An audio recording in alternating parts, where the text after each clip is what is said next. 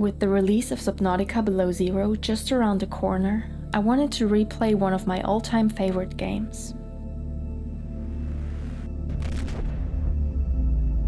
Subnautica was my gateway into survival games, and up to this day it's one of the most unique and exciting games I've experienced so far.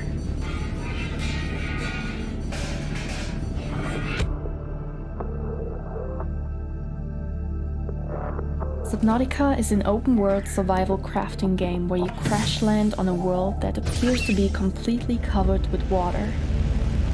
After waking up in your battered life pod, you're left with nothing but a bit of food and water.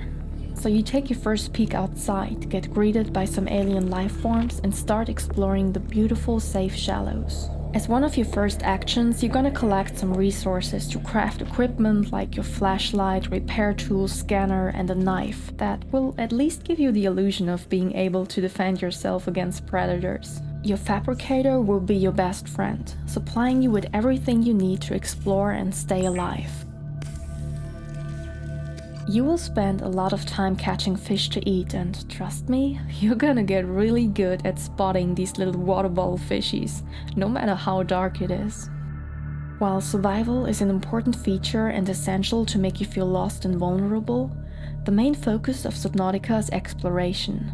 From the bustling kelp forest to the sparse reef, from the thick and gloomy mushroom forest to the luminous jelly shroom cave, there are numerous fascinating biomes to explore, each with their own creatures, plants, and resources to scan and collect. What makes Subnautica special is that you have to explore the ocean's depths to progress the story. Diving down into a deep black cavern system with the music changing into a suspenseful tune evokes feelings somewhere between excitement and tension. Visually, this game is stunning, and I can't think of another game that managed to capture the beauty of underwater worlds as well as Subnautica, with its colorful reefs, expansive cave systems, and diverse life forms. Before I played Subnautica in 2016 when it was still in early access, I strongly disliked survival games. I always found them incredibly stressful, but Subnautica was different. The survival elements, while tedious at times, are an essential and logical part of the game. Of course you will get hungry and thirsty, you will run out of oxygen, you're vulnerable to radiation and heat, your equipment will run out of power and your vehicles will get damaged or crushed by the environment and depth. Yet all of this is perfect to set boundaries and restrict the accessible area in a natural way. In the first few hours of the game, you will stay relatively close to the surface, but you will most likely test those boundaries. It's hard to resist the feeling of, I can swim that far, whenever you see something interesting deep down below you. But diving 300 meters deep with nothing but your oxygen tank and your beloved sea glide, only to make it back up last second gasping for air, is a sure way to set you straight.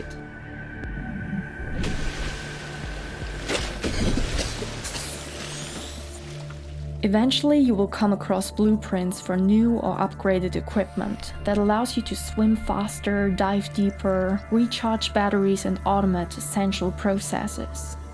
The cycle of exploration and improvement is genius because it makes you look forward to and appreciate every single upgrade you find. Finally, being able to dive deeper and discover a completely new biome overwhelms you with a sense of achievement that is hard to find in other games. The rate of progression is perfect, and it's really hard to get bored because there's always something new to find. While exploring, gathering, crafting, and building alone make for a great game, Subnautica also offers an immersive story to unravel. I don't want to spoil anything, so all I'm gonna say is that the story is substantial and full of surprises. The game also does a great job at pointing you in the right directions, with clues to uncover and coordinates to follow. At the same time, it doesn't force you to immediately follow up on these hints, but offers an incredible amount of freedom instead. If you wanted to, you could ignore the story and spend hours building and customizing your base. You can collect every single plant and build your own little underwater garden paradise if that's what your heart desires. In my 20-hour-long playthrough, I did encounter some minor glitches like fishes levitating in my base or warning messages being randomly triggered. But my biggest issue with the game are the pop-ins. Especially when using fast vehicles like the sea moth, the terrain keeps changing in front of you, which breaks the immersion. I tried tweaking the draw distance with a mod, but that led to massive frame drops.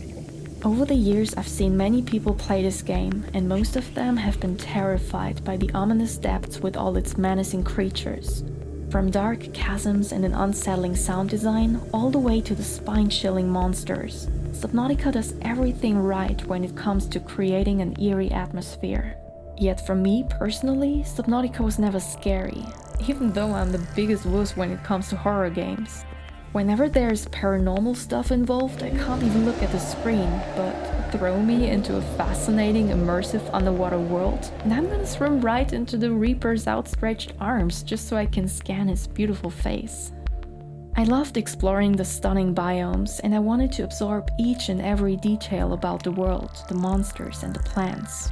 Fortunately, Subnautica makes that incredibly rewarding and fun with all the lore and data provided by voice logs, datapad entries, and radio messages. This is Ozzy from the cafeteria. What the hell, guys?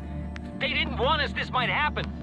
Our pod was almost crushed by the Seamoth Bay on the way down. Now we're hanging on the edge of a cave system, and this grim-looking snake thing's trying to eat through the hull. Come get us already. No matter if the thought of underwater aliens scare or excite you, I can guarantee that it will be an incredibly immersive experience. The great story mixed with a tense atmosphere and intricate mechanics make it that up to this date Subnautica still has to find its match when it comes to story-driven survival games.